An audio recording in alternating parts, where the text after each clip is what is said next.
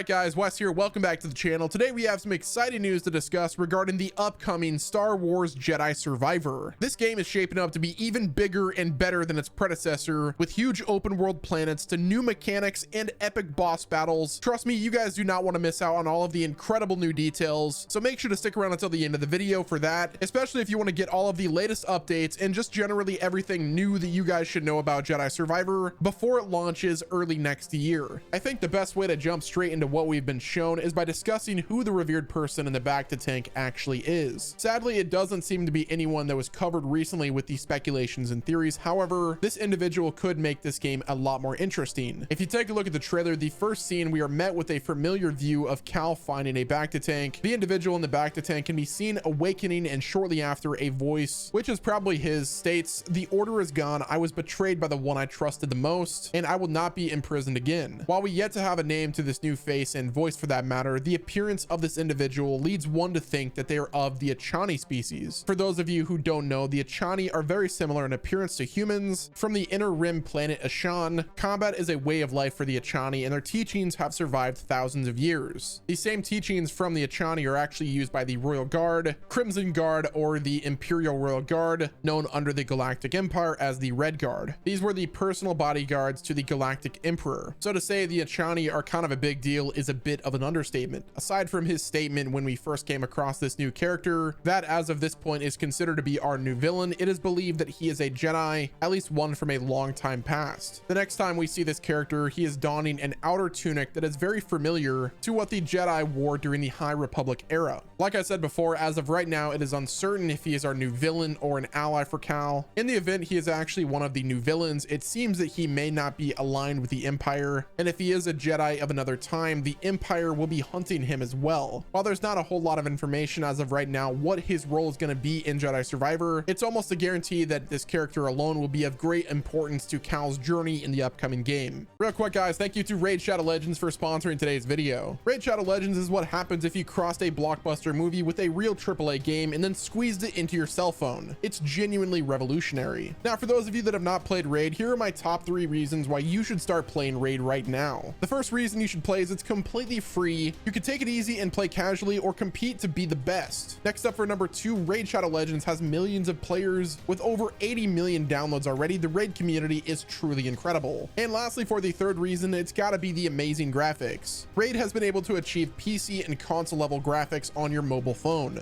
Raid has also prepared something special for all new players this Christmas. Get ready to celebrate the 12 days of Raid. Download Raid Shadow Legends from the links below, copy your player ID from in-game, and then go to 12daysofraid.plarium.com. The link is in the description. Enter your player ID and then set out on a fun festive adventure that lasts 12 days, running from December 19th to January 10th. Each day, experience a new chapter of this wintry story and play a new mini game for a chance to win something amazing in game and real life prizes, including holiday themed Raid champions and even Amazon gift cards worth up to $1,000. Existing Raid players, don't think we're leaving you out. Head to 12daysofraid.plarium.com where you can find a special holiday promo code that everyone can use for a small festive gift. Raid's got something extra special happening right now. They released a legendary champion based off of MMA and pro wrestling legend Ronda Rousey. Yes, the Ronda Rousey. You can get Ronda for free right now, whether you're a new or a long-time player, just by logging into Raid. All you got to do is log in and play Raid for 7 days between now and February 20th, and Ronda's yours. That's all there is to it. To celebrate Ronda's arrival in Raid, you can also use the special promo code Raid Ronda to get a bunch of helpful stuff like 3-day 100% XP boost, 500k silver, and 5 full energy refills. Perfect for leveling your Ronda up so she's at the top of her game. Just enter the promo code Raid Ronda in game and all of these goodies can be yours. I better get to training her up myself. And if you haven't started playing Raid yet, click my link in the description or scan my QR code on the screen right here. You'll get unique bonuses worth $30. We're talking a free epic champion Tyrell, 200k silver, 1 energy refill and 1 XP boost, and 1 ancient shard so you can summon awesome champions as soon as you get in game. All this treasure will be waiting for you right here at the top right of the screen. It's available for 30 days for new players only, and once you're in game, come find me under the name Wes Nemo, and if you're fast enough, you can join my clan. When it comes to the Star Wars universe, there are thousands of different types of species, different aliens, bounty hunters, classes, troopers, droids, creatures, and just a ton of different variations of life in the Star Wars universe. With Jedi Fallen Order, there was kind of a baseline of what kind of creatures and different enemies you could fight in the game. There wasn't a whole lot of variety in terms of enemies you you would encounter in Jedi Fallen Order. However, in just 2 minutes of this new trailer, there are already tons of new enemies that were not featured in Jedi Fallen Order. And I think it's safe to say that this trailer showed off the different variety of enemies and troopers that you're going to find in this game to kind of prove that they're going all out with the different type of enemies, which is always super exciting to find out. Obviously, this is just going to make the experience better and more immersive in the game world. It's going to feel like we are playing Star Wars rather than playing Cal Kestis with a lightsaber. Some of the new troopers and droids that were featured in this next game from the trailer are as followed. You got the Scout Trooper, the Riot Scout Trooper, the IG-100 Magna Guard, the Stormtrooper, the KX Security Droid, the BX Commando Droid, the Heavy Weapon Stormtrooper, the B1 Battle Droid, the B2 Super Battle Droid, and the DT Sentry Droid. As for new mechanics, Jedi Survivor aims to enhance the already impressive gameplay and mechanics of Jedi Fallen Order by introducing new traversal features such as an ascension cable for climbing and crossing long distances, the ability to tame and ride mounts. All of these new mechanics allow for greater exploration and a wider Metroidvania style approach of traversing the world, says the game director Stig Asmussen. He then went on to say that Cal can chain several skills together to cross huge gaps, but it's also about how we use these mounts to navigate and dominate the world, says Stig Asmussen, the game director, in a recent interview. Cal Kestis will have access to 5 new fighting stances in Jedi Survivor, each tailored to different types of enemies. It's advantageous to use certain stances against certain enemies, and it's up to the player to figure that out, says Asmussen. It requires the players to break down the enemies and choose the best weapon. This adds a level of strategy to the combat, encouraging players to carefully analyze their opponents and choose the right stance for the situation. Oh, can we talk about the blaster? Cal Kestis will finally wield a blaster in this game, and we'll be able to use it in our arsenal of defeating enemies. We're going to be able to dual wield lightsabers. I really hope we can have a blaster in one hand and a lightsaber in the other. That would be super awesome. Furthermore, our force abilities are getting an upgrade as well. I can't wait to see all of the different force abilities we have in this game. Obviously, we know that we could pick up an enemy and throw it at another stormtrooper or whatever enemy we're fighting, and everything seems like it's a massive upgrade from the previous game. They took what worked in Jedi Fallen Order and just built upon it with Jedi Survivor. Now, all of these features and mechanics are going to help us with this next topic, and that is going to be the boss battles and boss fights. Now, as you know, in a game like this, they are an essential element of any action adventure game, and Jedi Survivor is no exception. Although we didn't get to see any official boss battles in this game in the trailer during the Game Awards, there are still some interesting encounters or species that we saw in the trailer that could potentially serve as formidable opponents in a boss fight. One such example is the Jedi. The Jedi are known for their incredible physical resilience and regenerative abilities, making them a worthy opponent in battle. They don't have vital organs like a heart, lungs, or stomach, and they're able to regenerate limbs. Their lifespan lasts for thousands of years, leading people to believe that they are immortal. While the Jedi would certainly make for a flashy and extraordinary boss fight, there was another intriguing encounter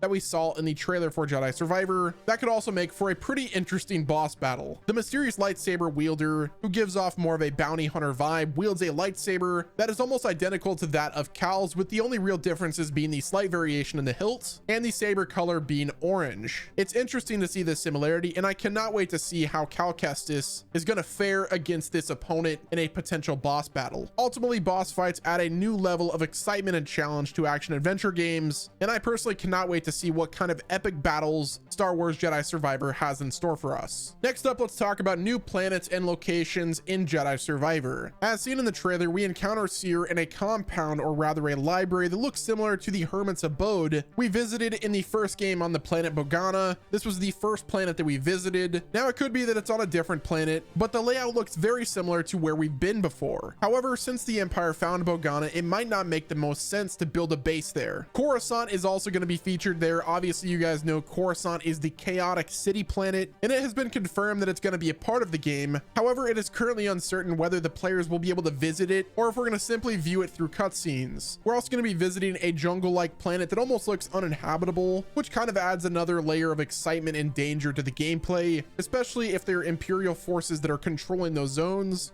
Now, those types of places which may be off limits or potentially dangerous are what make adventure games truly stand out. The opportunity to explore these areas, even if it's not advisable, adds a sense of freedom and unpredictability to the gameplay experience, enhances the overall adventure. If you look at the actual trailer, there looks to be a larger open world for us to explore rather than be limited to the smaller dungeon style maps. The game feels like there's a lot more freedom, which is always a good thing. Also, the scene that shows an encounter between CIS droids going at it and what seems like more than one faction of CIS armies, there's a possibility that we go to the faction headquarters to eliminate threats, which is even more adventure in action. The amount of places to explore so far from just the 2 minutes we received in the trailer is absolutely insane, and I can't wait to see it for myself. The trailer for the game also showcased a stunning jungle planet, which is sure to offer players a vast amount of exploration opportunities. The secrets hidden within these types of environments are often numerous, and the potential for discovery is high. In addition to uncovering these secrets, we might also come across some dangerous creatures lurking in the dark reaches of the jungle, which has me super excited. The previous game introduced players to a lovable crew of characters, but the trailer reveals that the team has been separated for a long time. This news may come as a shock to some, as it seems pretty unlikely that Grease would leave the Mantis to follow other paths. It is possible that the team split up in order to aid as many people as possible, or that something may have occurred to the team before the events of the game. In a recent interview with Cameron Monaghan, who plays Cal Kestis, he provided a hint to the fate of the team. He stated, "What happens when you have hope in a situation that becomes increasingly hopeless? Different people have different ideas about what is the best way to resist." This cryptic comment suggests that the team may have faced difficult challenges and had to make tough decisions about how to move forward. Even though Cal is on his own in the upcoming game, it doesn't mean he's not getting help from new characters. We met Bo Dakuna, who has the smuggler appearance we all love, and who is seen fighting alongside Cal Kestis against a scout trooper. If we get to use multiple characters within Jedi Survivor, like companions, then that would definitely be an even more immersive experience. However, this possibility is quite low. I'm sure it's just for a certain amount of times, maybe 1 or 2 missions. And the fact of the matter is this game has always been about Cal. That is going to wrap it up with this video. Let me know what you're most excited for in Star Wars Jedi Fallen Order. What features and Force abilities are you hoping to see in the game? Don't forget to like the video and hit the subscribe button with your notifications turned on. Check back on the channel and stay up to date with all of my content. I try to post every other day, so stay tuned for that. And thanks for watching. This has been Wes, and I will talk to you guys on the next video.